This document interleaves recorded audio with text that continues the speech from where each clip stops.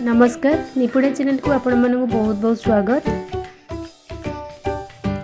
आज मु दुईटी चटनी रेसिपी नहीं कि आसी बहुत सिंपल एवं कम सामग्री यूज करके आम चटनी प्रिपेयर करवा खाइबार बहुत टेस्टी होता है। जनरली इडली डोसा बा जेकोसी ब्रेकफास्ट आइटम रे खाइले बहुत बढ़िया लगे एवं साइड आइटम हिसाब से भात सहित भी खाइले भल लगे।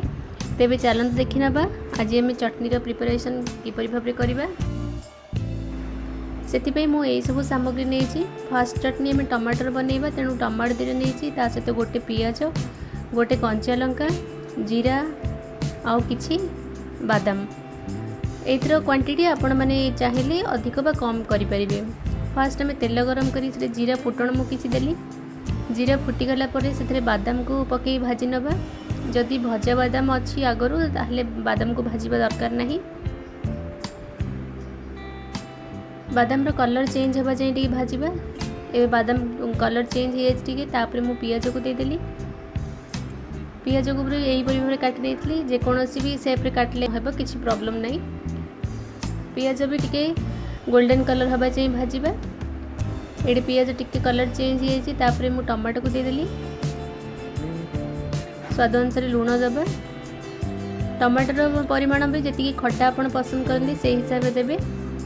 ता सहित ये लंका मु गोटे देछि जेहेतु छोट पिला माने खाइबे तेणु मुझे लंका अल्प देछि। सुखिला लंका भी ऐड कर परिबे।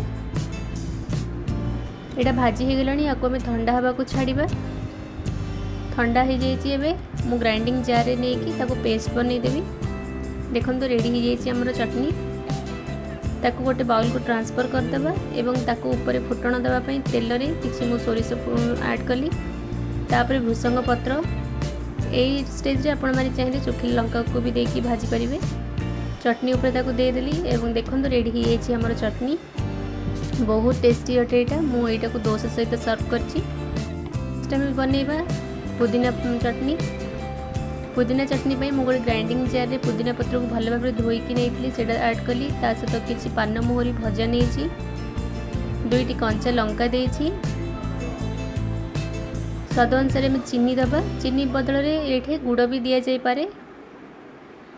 ता सहित स्वाद अनुसार लुण देदेबा।